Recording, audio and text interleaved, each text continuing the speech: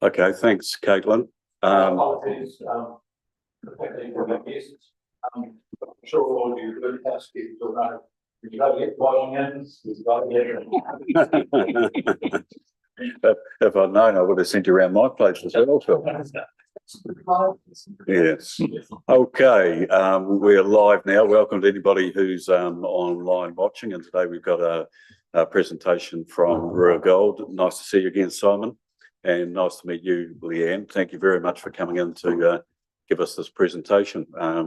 You're very important to us in the Buller district going forward, and particularly in Reefton. So welcome, and would you like to take questions as we go or at the end? It's up to you.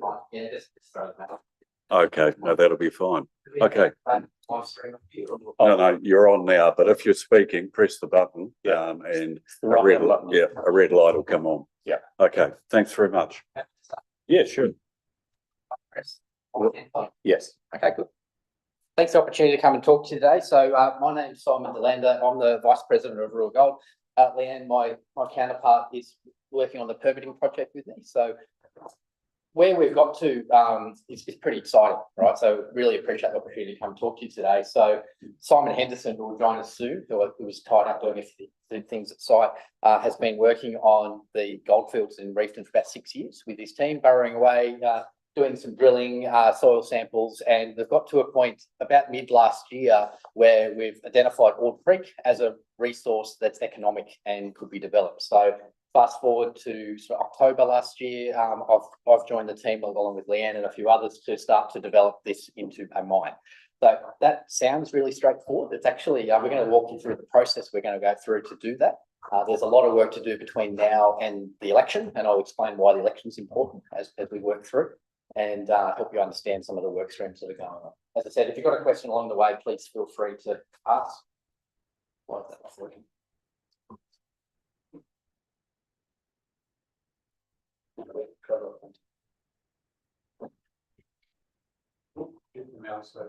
Yeah. We promise there's a slide deck to show.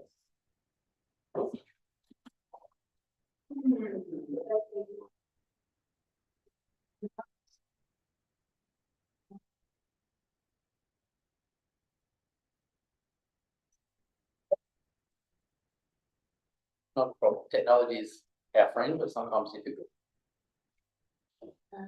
Anyway, while that's happening, I'll talk a little bit around the last couple of years that we've been working on. So we've spent about $40 million to date on exploration in the Reefton goldfields. Oh, look at that. And the next one, if you wouldn't mind advancing up one more.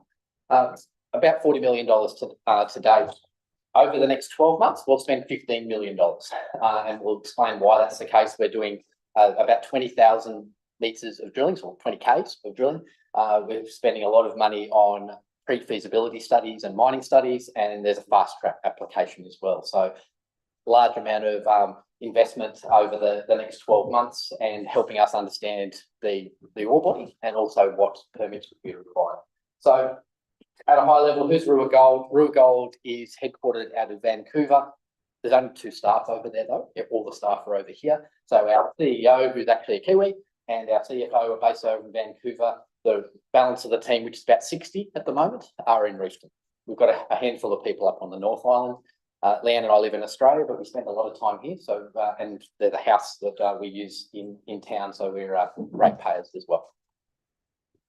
In terms of what the team's been up to, we've been drilling up in the hills above Reefton now for a number of years, but we've focused our attention over the next 3 months on Ord Creek, and we've got 6 drill rigs working 24/7, a couple of kilometres from Reefton, and that's to understand the ore body and to get the drill spacing to a point where we've got a resource that NZ P&M would consider mineable and economic for a mining permit. So we'll be seeking a whole bunch of permissions over the next few months. Mining permit's one, resource consent is another, and there's a number of other permissions we'll need, like OAO approval. So we'll need approval from the government to buy or lease land, and we'll talk you through our thinking around that. And we'll also need water take permits, wildlife permits, fisheries permits, and the intention is that we could get all those through fast track. So over the colleagues that just joined, Simon Henderson, the Chief Operating Officer, also Director on the board, lives in Wellington, has been commuting into Westport now for 5 years, Ella is from Mitchell Gage, who are our planners who are helping us with our permit application. Front and centre. Right, a couple of other things on us as an organisation. So we're listed on the New Zealand Stock Exchange now. So 15% of our share register are Kiwis, which is pretty exciting. So roll back 3 months, that was about 2%. So really pleased we've got a lot of strong interest from the Kiwis. Our consultant team that are working on fast track in our permitting is 30. So that's on top of the 60 odd people that are working for Simon Henderson.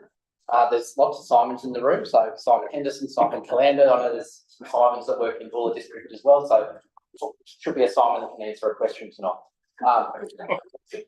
Good to see you. So in terms of those consultant groups, we'll walk through who they are and what they're doing.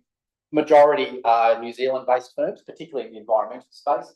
The mining and processing expertise is out of Australia, and we'll tell you a little bit about them as we work through. We've just completed what's called a PEA, or a preliminary economic assessment, which has said that we've got an ore body that is mineable, that is economic, and then we move to the next phase of study, which is the PFS. And what we need for the PFS is all this drilling that Simon and his team are doing right now. So when I talked about parallel work streams before, we've got a very significant drill program, 6 drill rigs. We've got a PFS study, which has started in the last couple of weeks, and they'll be done in about 3 months. And that'll look at mining methods, that'll look at processing, that'll look at how we'll manage tailings, how we'll manage waste, where infrastructure goes, how we build infrastructure. Because you would pivot from a PEA to a PFS and move into either a FS or detailed design. So fast forward through to mid next year, say we're successful with our fast track referral, which we submitted a few weeks ago, and we're allowed to use fast track. We'd make a submission into the fast track in October ahead of the election in New Zealand, and we could potentially be mining in July next year. So that's pretty exciting. We'll tell you how we can actually do that as we work through. Any questions so far? I'm going to skip that. Sorry, yeah.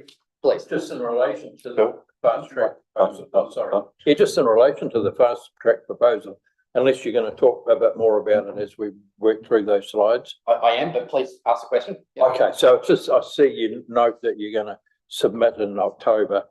My understanding is that there'll be quite a number of these being submitted in October. Do you think there's going to be a potential bottleneck there that's going to, and how that might impact on these being processed?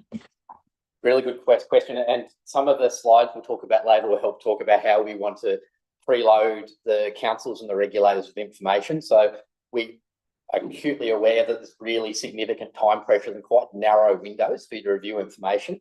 So we had a group from the regional council, actually had your planners up on site today, and also the Grey District sent some folks along as well.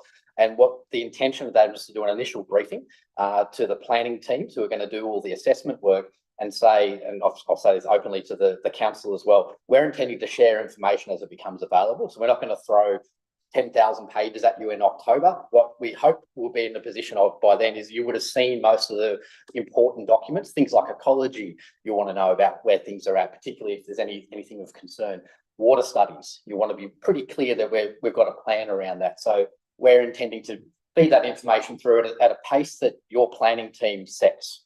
So we're not going to just say, here it all is. We've had some good dialogue with your team today around that.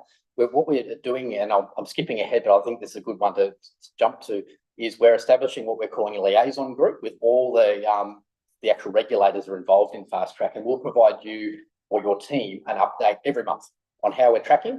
Are we on track? Are we concerned about anything? And that's an opportunity for people all in the room. So DOC will be involved, Buller District, Regional Council, WorkSafe, NZ-PAM. And the idea is that everyone's in the room and understands how we're tracking. So you can do some planning around your resourcing, because we absolutely appreciate everyone's going to put a fast track in before the election. But what we'd like to think in our case is that we've already given you a lot of the information you need, and we acknowledge you'll have to do the review of the substantive, but you'll understand what the issues are. And we'll have an open invitation to your planning team and other members of council that need to come up to brief them and have a look around. What we'd love to do is to do something similar we did today with the regional council and bring you all up to Reefton. Give you a briefing there, show you the site. we put you up in a helicopter, and that might be a good way to get you there. But we think that's a good way to actually show you what we're trying to do and give you a bit of an overview of the area, the remoteness of it, the topography, and also a really nice overview of exactly what we've got planned, and it helps put into context what we're trying to do. So that's our intention around Fast Track. We appreciate the big ask, and we want to make it as easy as we can. Here's our timeline. I've been told this is ambitious many times, so I'll preload that so you don't have to tell me it's ambitious. We started this process around permitting in November. Ella is from Mitchell Dace. There's a team from Mitchell Dace who will be helping us and working with us. Mitchell Dace are planners. They do a lot of this work in the permitting space. Leanne and I have previously worked for Federation Mining, and we're involved in the permitting with that project, so quite familiar with the process in New Zealand. Fast Track is a different beast, and we acknowledge that, but it's very clear on what needs to occur, so we'll work our way through that. So all the background information that we're seeking in investigations is underway. So things like water. So we need a lot of background information around water. So we're managing, and I call that one out because we're managing some of this with data from RUA Gold. So we're next door neighbours to the Globe Progress mine, and where we're looking to put infrastructure is on Devil's Creek. That drainage is straight out of the Globe Progress mine. So we've got 30 years of data that we've got available to us. Our ecology team, our water teams are looking at now. Some of them have worked on the Oceania side as well, so that helps in terms of framing up some of the risk areas. There's additional work we'll need to do on other drainages, but in terms of water, we're in a really good spot in understanding what needs to occur and how we'll, for example, take water, how we'll treat water, how we'll use water, and what effects might be on waterways from our presence. So the CEA I mentioned, we've got that done, and we're pivoting over to the PFS now. So this document's about 300 pages. This document would be in the order of about 2,000 pages, just to give you a bit of scale. We did submit our draft version of the PEA as part of our referral application to help support our request for a mining permit through Fast Track. So that was submitted a couple of weeks ago now. I understand that's now hit the desks of your planners. So in the last week that's occurred. And same case with the Regional Council, WorkSafe and DOC. And they've got 15 working days, as I understand, to do a review. So it was great to have the team on site today and give them a bit of a brief. We've also said, doors open, you want to come back, you want to have conversations, please do so. We want to make it as easy as you can. Stakeholder engagement is important. So we've had 2 public meetings to date where we've had members of the public come and listen to a similar presentation, but equally to ask questions. And the opportunity for anyone to come, so that's not a closed meeting. If you want to have an interest and you're from Christchurch, you can drive up and do so. We know we've had NGOs attend that meeting and listen in on what's going on. More than happy to engage. Hi there. What's been the community feedback from those meetings? Really positive so far, and really strong attendance. So a reflection for me from my previous role is I haven't seen such a well-attended meeting or 2 meetings before when I've been doing these in Reefton. I think there's 2 reasons for that. One, this is exciting and new and different, and there's been a lot of activity going on with RUA over the last 5 years, but there hasn't been a lot of open dialogue because there hasn't been anything to tell you. But now we've got something to tell you and share, and it's quite exciting and it's moving fast. So people are saying, what have they been up to, and what's up in those hills? Golden antimony is up in the hills. So really positive. There's been some queries of how we'll manage environmental aspects, particularly of antimony. And that has to be carefully managed. What's a bit of a benefit from what we're seeing is a lot of the antimony is outcropping, right? So it's already exposed to the elements, it's washing into waterways. We're looking to be removing and obviously mining that antimony. That'll be going into a concentrate and heading off to market. So you're removing some of that natural hazard that's in the area, and obviously there's a win for New Zealand and the community in that as well. Also been questions around things like cyanide use, and at the moment at a PEA level, we're not seeing a need to use cyanide to extract the gold, so that's a win. And we're also seeing this is quite a light touch. So I'll explain the mining method to you shortly, but we are looking to do some initial mining in the DOC estate, about 1 hectare of a disturbance. So that we've been talking to DOC around how we'll manage that and use some existing disturbance, so we're not creating new disturbance.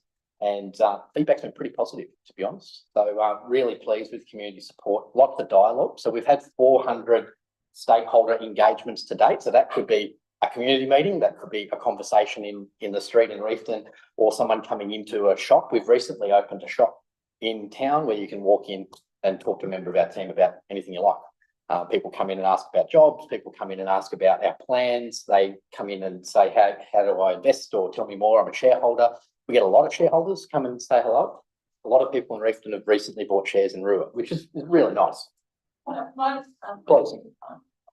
Just, you talked about water and like drainage and then treatment, but does the process use a lot of water as well? It does use a fair bit of water. And where is your water coming The from? water will need to be taken from Devil's Creek, and I'll show you some vision of what the process plant looks like. But we'll take the water and we'll have to balance the pH, and then that water will be used in the process. And we can reuse it multiple times. One of the things our process engineers don't want us to do is to keep using fresh water all the time, because it's not balanced, it's treating issues, and it slows things down. So we'll have a number of dams around or tanks around the processing plant where we can utilise that water. Once that water hardness has changed to a point where we can't use it anymore, we'll have to treat it, and that'll be released. And that'll be part of the resource consent that we'd be seeking through fast track. Okay, and I just have one question around antimony, because you may be going to show us the process, but I thought it was quite difficult to concentrate antimony, like to remove it from. It is difficult, yeah. So you need a specific processing plant to do it. So we, as example, we couldn't send our ore up the road to Snowy River for them to process it. They could get the gold out, but the antimony would clog up a lot of the gold processing elements. So we'll be building a plant that looks similar to what Enduro have recently built, but there'll be some additional elements and scrubbers that allow us to remove the antimony. So what we'll end up with is 3 products. Product 1 is an antimony concentrate. So it's just antimony. It's like the best way to describe it is like a wet dirt. Yeah. And that'll go in 1 tonne bulker bags, and that'll be put into a shipping container, put on a railway down to Littleton, likely go to Japan, perhaps Malaysia, likely be going into car engines. So that's probably the most likely outcome. It's used for other things as well. It's used as a shield in EVs, a fire protection shield. Yeah. It's used as an alloy in aircraft. It's got a number of different applications, including some military applications as an alloy. So at the moment, we've had a lot of dialogue with offtake partners in the motor industry, and particularly around engines. So going into engine blocks, going into shielding around engines. What makes it a critical mineral in New Zealand and Australia and the UK and the US is the short supply of it. So most of it comes out of Russia and China, and they've closed the docks a little bit in terms of where that's going in the Western countries. So there's a lot of interest out of, particularly Japan, Malaysia, and the US around securing antimony supply. So this would be the largest known antimony supply in New Zealand. And in terms of numbers, it's probably about 3% of the supply would be coming out of this mine. There's a similar mine. I've got that number from Simon Henderson today. Costerfield's another antimony mine in Australia, and they're producing about 3% of the world's antimony needs. So that 3% you mentioned is of the world production. Yes. Yeah. And remembering that a lot of it is coming out of China and Russia, so they are controlling where it's going. So there's a significant amount of interest in terms of the offtake partners or who would buy it. So car manufacturers are the ones that are currently courting our CEO around where that antimony will go, and the national government, or the central government, I should say, has been quite interested in who those potential offtake partners are. Exploration, I think I've covered the exploration. Simon may want to chime in, and he's more than welcome to at any stage. The ore body itself is about 1 kilometre long. As I mentioned, it outcrops. Interestingly, it outcrops effectively where the Oceania bike pack is, through the Reefton sort of area. So for those that go to Reefton a bit, you can ride a push bike from Reefton all the way through to Globe Progress. That's how our team actually get in and out of the project area, on e-bikes. And we've got a number of drill rigs that are set up in the area. So we'd love to show you that if you have time. If you like e-bikes, we'll take you for a ride. If not, we'll probably put you up in a chopper and show you around. Simon, do you want to add anything before I keep going on exploration? When you do take that track, whether it's walking or biking, the rigs are right beside the road. So you can actually get a visceral feel for what we're doing in an exploration phase by simply taking that walking track. It's brand new, and it's well sealed, and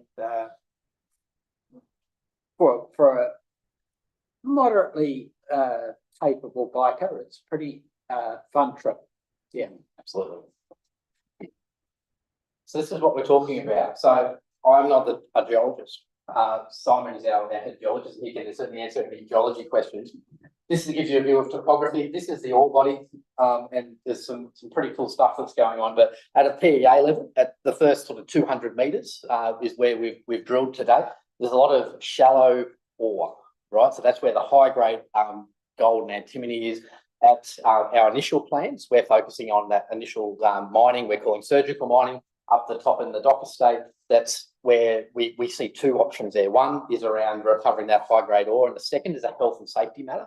So this rock and ground is quite broken. That's quite common on the West Coast, particularly in the mining context. Same situation you would experience at the Snowy River mine. So we want to minimise the size of the crown pillar, and to do that, we need to do some preconditioning and some ground support. The best way to do that is to go in at the top and secure that area as opposed to coming in at the bottom and working your way up. So we've been having some dialogue with WorkSafe around that and some dialogue with NZPAM around. That's the reason we want to approach at the top and do that initial mining in the Docker state with a view that we would end up with something similar to what Snowy River have got, where you've got mine access from private land, and that would allow us to then access it without going into the Docker state. We would maintain some infrastructure in the Docker state. That'd be a ventilation stack, potentially some escape ways as well. So what our mining engineers have done, who are quite clever, is they've got some mapping of some GPS data from Simon's team, and they've identified drill pads we've already disturbed where we've been doing drilling, and they're going to poke out those ventilation stacks there. So we're not going to dig up any more ground. Do you want to talk to that one, Simon? I think that you articulated well that this is quite a significant, national treasure, if you like. It's unusual to see the gold antimony occur together. It's, roughly a $1.5 billion net value now, which we are hoping to double over the next 6 to 12 months. And that's driving this permit application in the 1st of November. So it is, we consider it a project of national, and because antimony is a strategic and rare mineral, that it's of strategic significance. And that allows this project to meet the minimum requirements of a fast track application. So I will talk to another map, or Simon will too, where you see that this is just the beginning of what could be quite a significant and extensive mining operation. I was thinking, as we were talking about it this morning, historical mining started in 1870s, as early as 1860s in the Reefton area, and went for 90 years through till 1951-53 when the Snowy River Waiuta project closed down. We could forecast that we have another 90 years at least in this region. And so when you think about this project, I'd like you to think about it. This is the starter of what could be a significantly larger operation. And typically with a mining operation like this, you don't always prove it all up first up. In fact, you can't afford to put in that extra $50 million just looking. So you get going on the first project, that sets up an income stream that feeds into the exploration. I worked in an Australian project where in 1994, we started with 3 people and 200,000 ounces, which happens to be what we have here right now.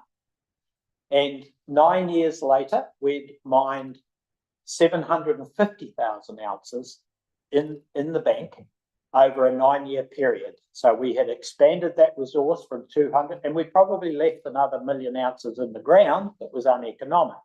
But given that the gold, that the value is there, I forecast that we've got a 30 or 40 million a year opportunity here, and it could extend way beyond that. Can I just ask a question around, like, is there tungsten there as well? Because I just remember when we used test there when I worked for SGS, like they tested for antimony and tungsten, and that would really indicate if there was gold. Is that a thing or not? It is a thing, but not normally the antimony and stibnite together, but certainly tungsten and gold together, and antimony and gold together. At Kerwins, which is one of our adjacent projects, in the same package of rocks as a gold tungsten deposit. So yes, it's there, and yes, that's another one of those opportunities where certainly the government is encouraging the development of tungsten mineralisation right now. So that's in their back pocket. Yeah. Thanks for that. This is an extreme amount to invest in something that potentially might not have eventuated to be the, I won't say bonanza, that's the wrong word, but the success that it has been. I'm just wondering, what are the sort of incentives and the disincentives that you consider when putting this much money into a speculative exploratory endeavour? Because clearly, we like the sound of more gold in those hills and long-term sustainability, but you're going to have to spend money exploring those options in the future. And what are the incentives and disincentives potentially for those exploratory options? They're all fair questions. So there's a process to follow if you want to develop a mineral resource, and we have to get the mineral resource in certain categories. So one of the things that we're doing right now is we're doing additional drilling to change the categorisation of the resource to allow us to get a mining permit. So under New Zealand law, there's rules around things that, I suppose, a resource that is developed and potentially economic. So we're of the view that Ord Creek is economic, and we spent some money to prove that up with a PEA. So that's first level. So we do a mine concept design saying, hey, this is how we'd mine it. We put some more information into a PEA, and you work your way up. And what they talk about is bankable studies. So a PEA, that's a bankable study, but that'll only get you enough money to then do a PFS, which is the next level, which gives you greater confidence. So as you work your way through those different studies, you're getting greater confidence in that resource. And that's the incentive for us. So if we get a positive PEA, which we've just had, saying, hey, this is economic, that it inspires us to do more. And our investors are excited by that, and they will provide money to allow us to move to a PFS. We can't get a mining permit in New Zealand without a PFS. So that PFS is absolutely critical to us over the next few months. And Simon's drilling that his team is doing feeds into the PFS. And what it comes down to at a high level, for those that aren't familiar with this, is it's spacing of drills. So at the moment, we've got a resource and we know it's there, and it's in a category that would not allow us to get a mining permit right now. However, we narrow up the drill spacing, we get greater confidence. That changes the categorisation of that resource in the eyes of NZPAM and other regulators. And then they'll say, yeah, we'll give you a mining permit on that. Because now we've got greater confidence that, because we've done more drilling, that says, hey, the way these things work is you put a drill hole there, and then we'll load that into a program that says, based on that drill hole, you would have X number of ounces, this would be the resource, but that's one point. We need lots more data points, and we're going to have 20 kilometres of additional data points, which we're of the view will move some of those classifications to a point where we can seek a mining permit. So we talk about a target of 300,000 ounces of gold equivalent, which is what we believe we'll have by the time we're at PFS. We've got a high level of confidence that that's there, but we need to get it into the right category, which is what that drilling will do. And that will allow us to have confidence to be able to go to the government and say, we're happy this is here. This is mineable. We can make money out of it. You can get your royalties and all the different flow and effects and export credits, and everyone gets a good outcome there. But you can't just decide to go and mine it without working your way through those projects. So once you get a PFS, you can then move into an FS, or you can move straight into a detailed design. You're building after a PFS. And so, in the Snowy case, to use another example of where they're at, so they've done an FS, and they're in the process of building. So that's the bankable level where banks will say, we'll lend you $200 million to build your processing plant. That gives you a bit of a view of what you'd spend. So we'd spend about $200 million to develop this mine once we've hit PFS level. But we need to do the work to prove it's there and to build confidence with the investment community, the government and stakeholders that we can do it. Anything you want to add to the 101 mining? A one-on-one on investment.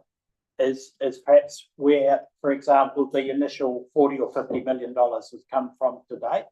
And that's initially by high net worth people looking at this project and opportunity and say, I'm prepared to put my money on the line. And that in this case came about because a Canadian company went into Bendigo Ballarat in Australia about 15 years ago, and they were drilling. They invested in a very small company that had about 15 employees and was in an old mining district, which happens to be identical to the Refton goldfield, right? In terms of rock, in terms of style of mineralization, in terms of high-grade gold and antimony, that block of ground in Bendigo Ballarat is the same. It's actually split apart by continental drift. You want to get into the geology of it. Now, these Canadians got in there, and it turned out that right under their feet was another 50 million ounces of gold. That company, Kirkland Lake Company, went from $1 to $100. So all of those investors made $100 for the dollars they invested. And these guys said, where else in the world could we find a district that's historical mining of this nature, where we might be able to take and win 100 to 1 bet? And that's where the initial investment comes in, and someone with a lot of money might be prepared to put in $1 million. Someone else will put in $10,000.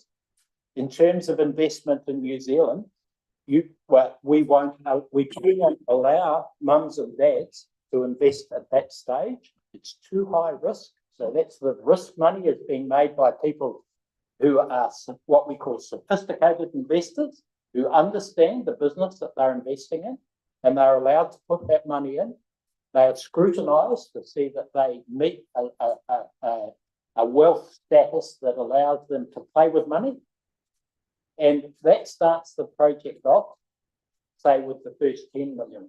Then they've invested, say, at 20 cents, and that $10 million might have proven that at the first stage, yes, this exists like we thought it might. We haven't found anything yet, but it's looking good.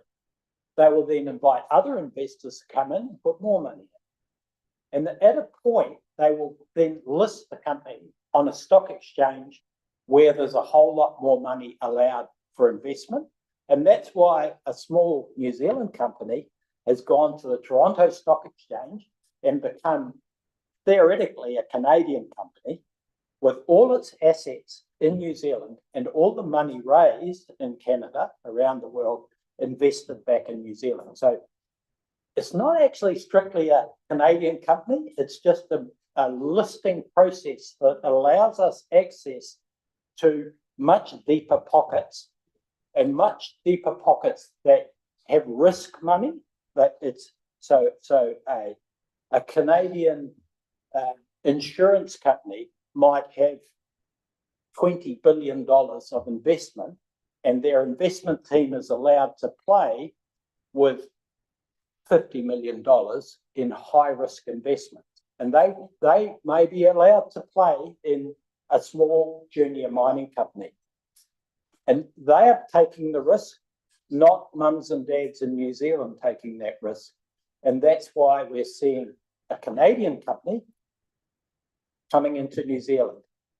And one of the reasons that this is a Canadian company is that the chairman is actually a Kiwi. His company is an accountant out of Auckland who left New Zealand with his wife, who's a PhD in environmental studies, and they went to London 40 years ago, and they got involved with the mining industry, and he ended up as a managing director of not just one sort of RUA Gold group, but in fact 7 or 8 of them that he's taken from grassroots to a mining operation where he's followed the progress and invested in his money and others in successful conversion of a pipe dream you know, maybe there's gold there to a fully operational mine and seen it through to fruition. And he's the one that recognised that opportunity. And he's the one that was keen to reinvest in New Zealand. And so we have a New Zealand chairman living in Toronto, listing the company in Toronto, the TSX.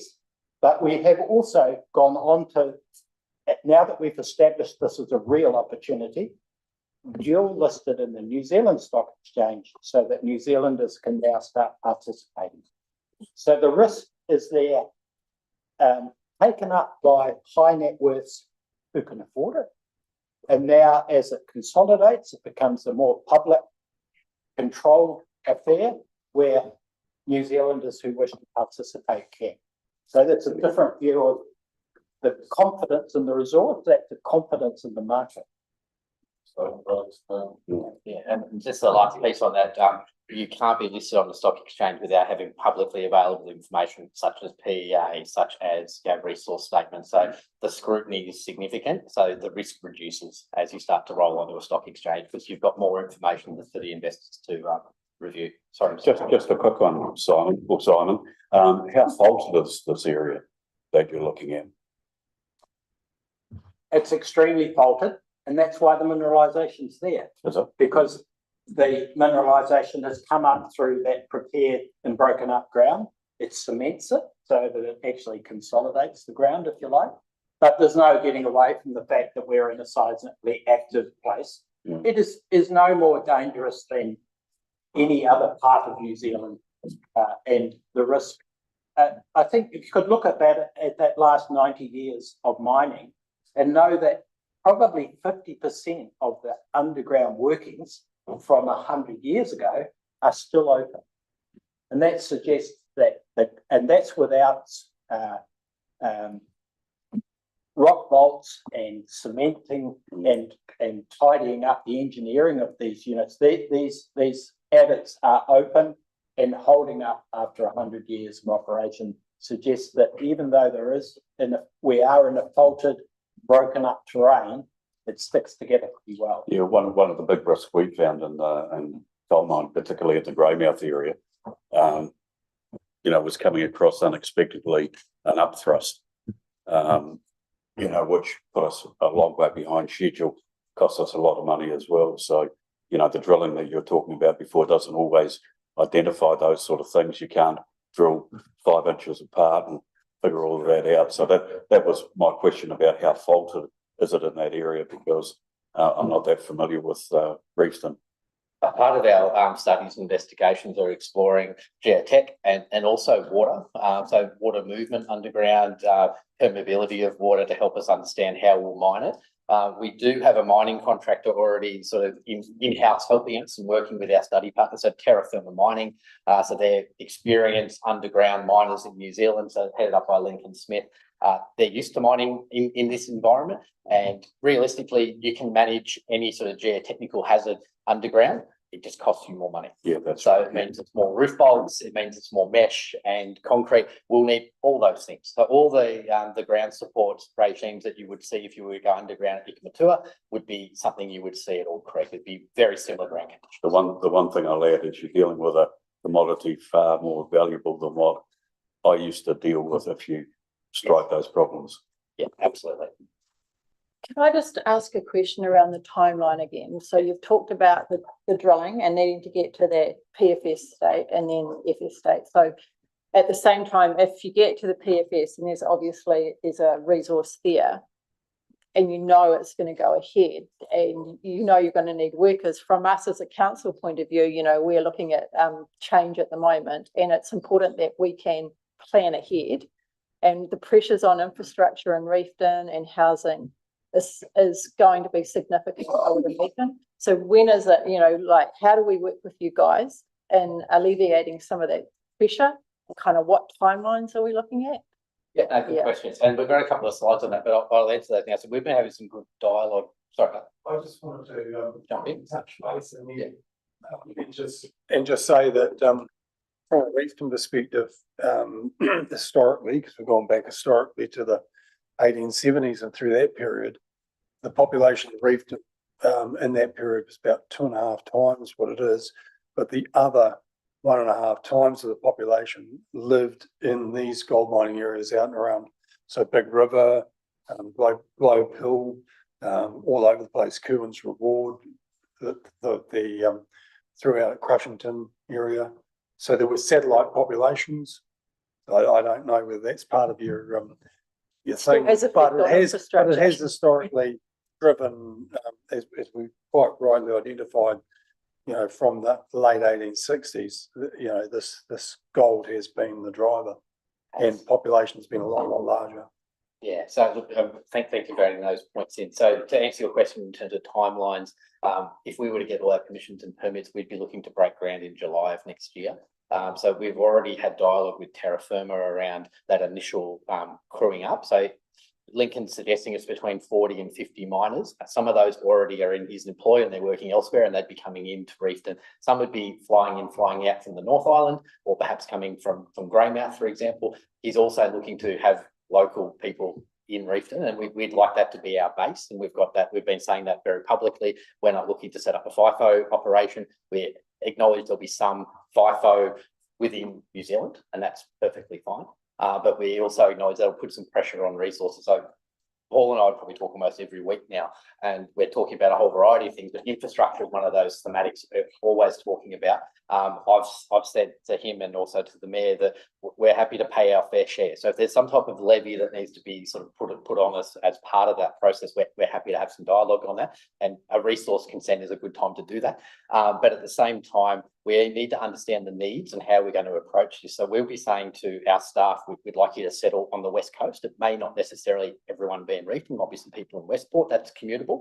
Greymouth as well. We'd have to think about how we'd get people in and manage things like fatigue, but we've already started turning our mind to how we'd start to build up. We're not going to go and hire 200 people sort of over a period of 2 months.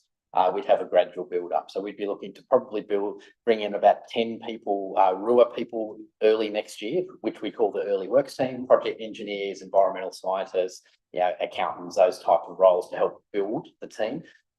Lincoln and his team would come in sort of mid-year. And when we say 40 to 50, they're not all underground at the same time. They're working day shift and night shift on the weekends, and they're spread out. So between sort of 10 to 12 people would be working underground in that initial stages, and then we'll gradually build up. So as we build the processing plant, we would then have to bring in probably 30 processing workers. That mining team would grow as well. We'd need a technical team that would complement the geology team, so mining engineers, geotechs, those roles as well. So we will see a build over to the 12 to 18 months, and those people would be encouraged to live on the West Coast. Now, in some cases, people will say, hey, I live in Christchurch, the kids are settled in Christchurch, I'm going to live in Christchurch and commute up.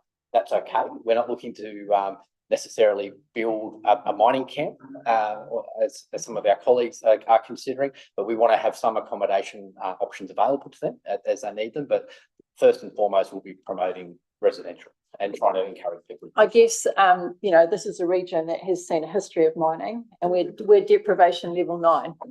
So, it's done nothing for us, and we've ridden the roller coaster of mining. So we're cynical. Yeah. Well, I am anyway. And so there is a need for social license. And it's not that we expect everybody to live here, but we expect somehow for when you're taking a finite resource that is of the value of the one you're taking, that there needs to be social license, and that somehow we need to work with you guys to lift the district. Yeah. And that the opportunities, even around youth, retention of youth, and maybe training opportunities, that type of thing, would be really good going forward. If it has the longevity that you're saying, Simon, the opportunities here, then I think that relationship is really important going forward. Yeah, absolutely. And we're up for that. We acknowledge that this is more than resource consent, so the social license expected. We're certainly trying to do our fair share at the moment. We're not creating any revenue right now. We've got investment money, but we're still supporting a number of community groups and community things that are going on in town. That ramps up as revenue comes in. We're doing some work with DWC around environment work in the Reefton area as well. I should acknowledge some work we're doing with MSD around how we encourage coasters to move into an exploration career or a mining career. So done some historic work, which I did in a previous role when I was with Federation, to do some introduction to mining training through Mine Rescue, which was paid for in part by Federation and other part by MSD. We're looking to do very similar things in this case because we want to identify people that are already on the coast or perhaps not come back to the coast is the other option as well. Yeah, we won't No free sample. Yeah, so Just- we're up for conversations on that. We've probably met with MSD 10 times in the last sort of 6 months, and they are very enthusiastic about how do we get some of our clients, as they would call it, into roles in RUA. You've got to go hire all these people. You need to hire some local people. We need to encourage people back. So quite good dialogue there. We'll keep Paul and his team up to date on that and acknowledge there's plenty of work to do. Hopefully we can get to a position where you're not cynical of sort of what we're trying to do. And that's okay. I get that. And our actions will match our words. We'll sort her out later on for those comments. Just a real quick one. We're sort of got just over 10 minutes to go, but I'm quite interested that you might be covering it anyway, just what the mining method is going to be. Yeah, okay, we might skip to mining.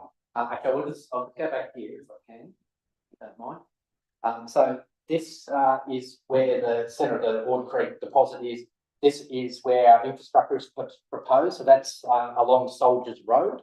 So we've had some, I'll just acknowledge some dialogue I've had with Dave, who's been really helpful in the early sort of formation stages of how things like access and how we approach this. We've intentionally put the proposal of the infrastructure here because that's shielding town from light, noise, and even seeing the operation.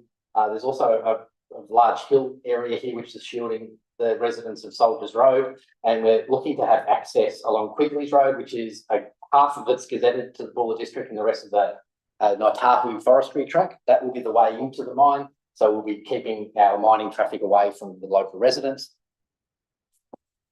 The bike track effectively runs across the top here. This is all Naitahu land. We're in dialogue with Naitahu around hosting the infrastructure. So some of our infrastructure will be on existing Naitahu forestry land, and potentially some of those farm properties that we'll need to purchase, they'll be purchasing and leasing back to us. So we're really pleased with the partnership we're building with Ngāti Waiwai. When we might jump into mining. Oops, I've gone too far. My apologies. How do I go back?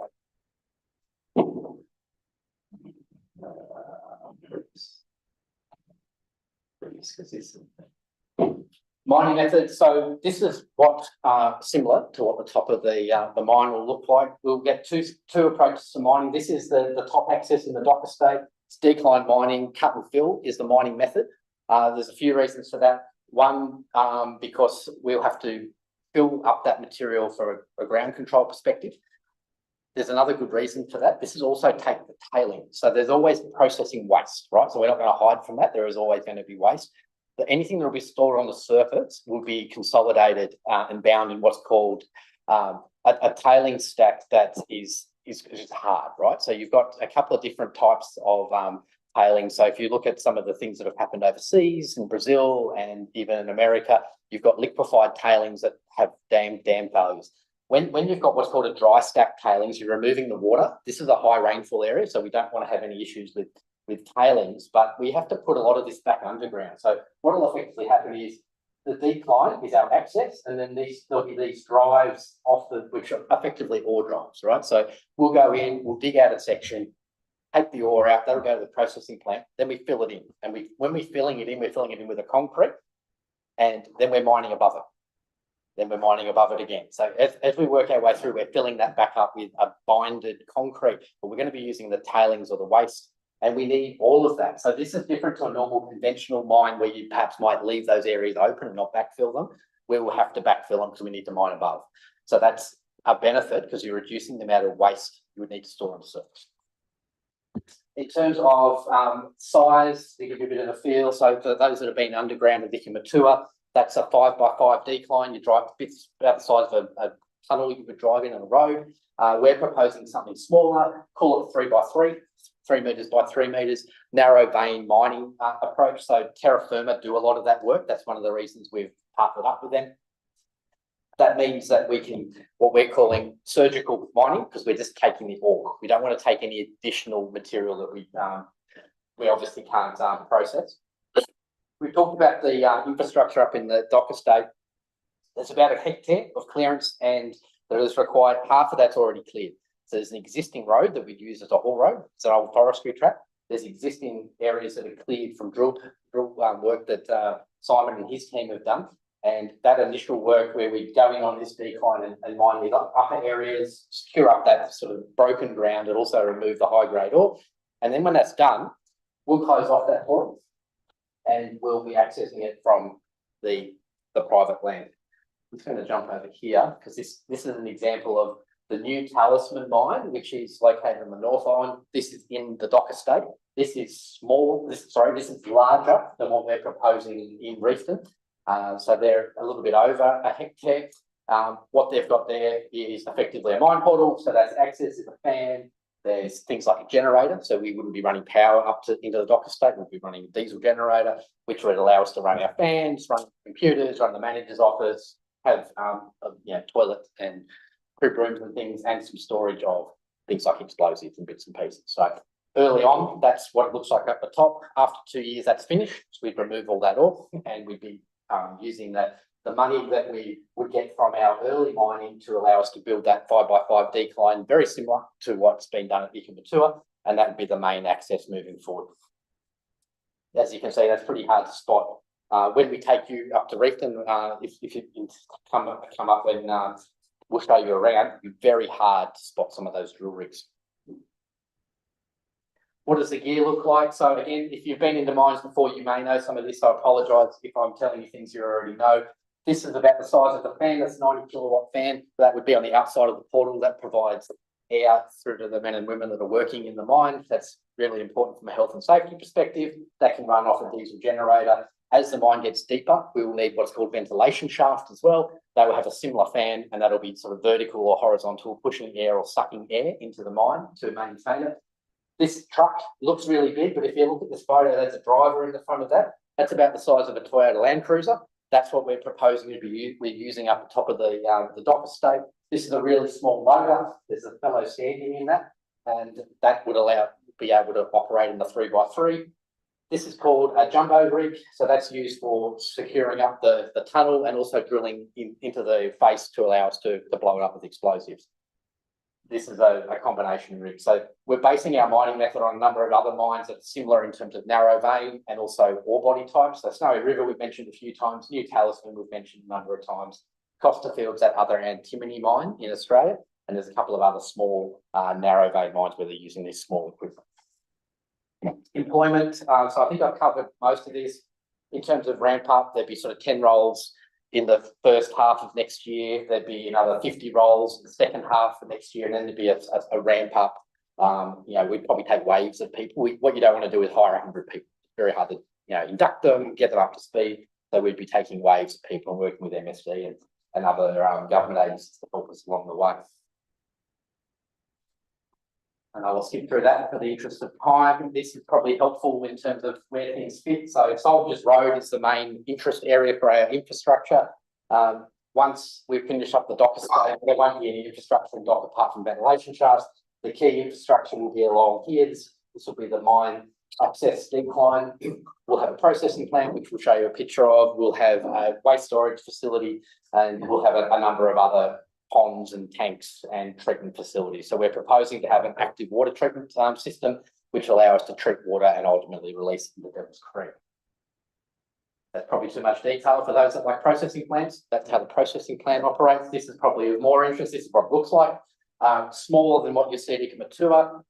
Different though, because we'll be able to create an antimony concentrate, and you wouldn't be able to put our ore type through a standard gold process because you would actually bind up all the screens. So slightly different technology. We've got a company called Pitch Black doing that work. They're out of Australia. This is the flow sheet for those that are technically interested, but we won't go through that in the interest of time. We're happy to provide this to the council and interested parties. We won't go through every one of these, but this gives you a bit of a touch point on how many different advisors and consultant groups are working with us right now. So it gives you also a bit of a touch on the type of things that are being assessed. It's traffic assessments, it's economic impact assessments, there's ecology, there's water. We've got RUA doing iwi and environmental review. the mining studies themselves are down the bottom, so mining one, pitch black, archaeology, landscape architecture, noise, all the different impacts you would expect. We've got quite a lot of work going on there. So we've already provided some initial tech notes to the district council and the regional council on some of those potential effects, and we're providing detailed technical plans over the next few months as part of the fast track application. We're doing some water monitoring. So Jamie, who is a member of our team, is leading our water sampling. So as I mentioned, we've got about 30 years worth of data from Oceania, which is fabulous, but we also need to collect our own data and some of those other waterways. So that's every week at the moment to give us a baseline.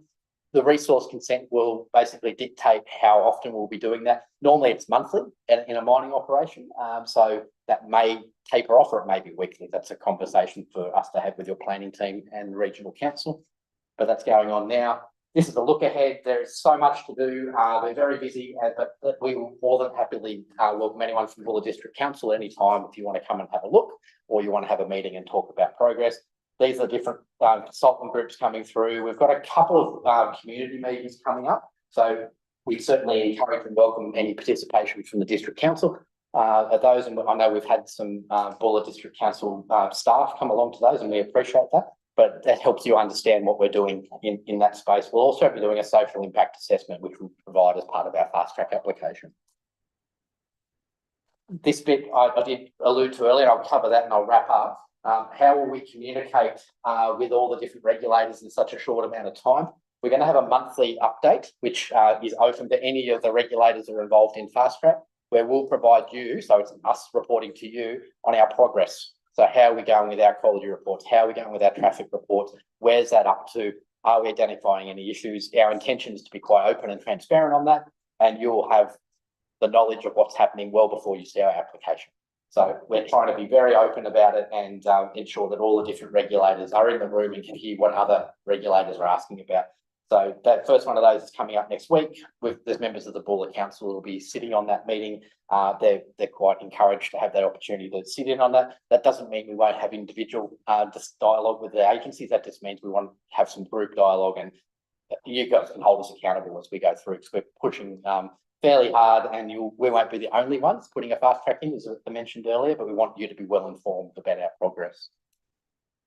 Community support, thought that's probably worthwhile sharing, given we were talking about. So we've been trying to share around some community support, you know, St John's Emergency Services, the Reefton Trail Collective are doing some wonderful work. We're also doing a bit of work around education. So AusIM, some student scholarships to try and encourage Kiwis to stay, particularly in the professional space. Obviously the Christmas stuff. We're doing a bit of work with the EWC around some environmental work, which we're pretty excited about. But we're trying to find meaningful things to get involved with the health, the emergency services, and particularly education. So we're very keen to keep some dialogue on that. Community, I think I've covered that. So we have a town office open Tuesdays and Thursdays, where you've got opportunity to come in and ask us anything you like. When Leanne and I are in town, we'll also open that and have good dialogue with people. Our intention is to have that open during this whole process, so people can come and talk to us if they wish. They can equally drive up to Hattie Street and come and ask us questions. We just want to make it easy to access. That's probably where I'll stop, because we're almost out of time. Yeah, thanks. Anything else I can help you with, Mr. Mayor, in terms of questions or information? No, I think if you're able to give us a copy of that, and if there are any questions arising, we'll be sure to to come back to you with those. But again, Simon, last time I had a meeting with you, there were 3 Simons in one room. It was like Simon says. Thank you very much for coming in the presentation. Also to the ladies, Ellen, and to Leanne too. And of course, we're here to support you as best we can. We've been expecting you. The colour of the building was built in the 1940s, so we're all about gold. Thanks again for coming. Much appreciate it. Okay, thank you. Thank you.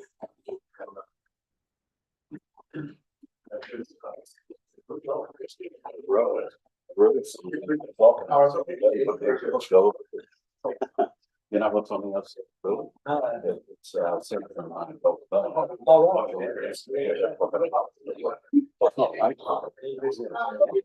That's under Lincoln's must be available for my boss. Well, there you go.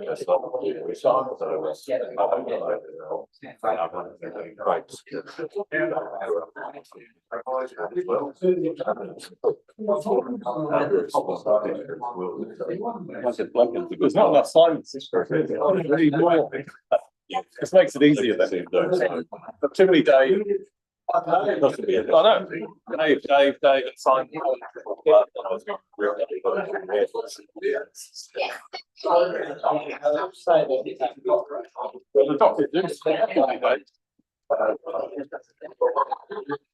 That's fine, yes.